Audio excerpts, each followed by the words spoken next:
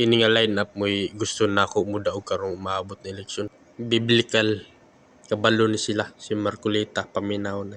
Paano po kung maibibigay ko sa inyo yung verse, Mr. Speaker, Your Honor, na sinasabi na malaya lamang ang isang nag-asawa at mapuputol lamang yung bond of marriage kapag patay na ang isa sa kanila. What if I am able to show you a particular biblical phrase? Will you withdraw your sponsorship, Mr. Speaker, Your Honor? Show it now. What is the answer, Mr. Speaker? Please show it now. If you are accepting the challenge, could you tell us where in the Bible this phrase "till death do us part" appears? Mr. Speaker, I'm citing 1 Corinthians chapter 7, verse 39, which reads, and I quote, "A woman is obligated to stay in her marriage as long as her husband is alive.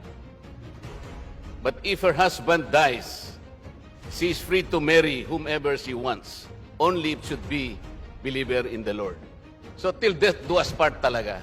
Kailangang mamatay po yung isa para lang makapag-asawa ka pa ng iba.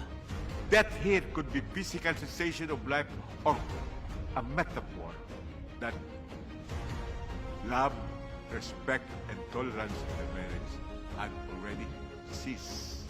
And there is no way of reconciling these spouses.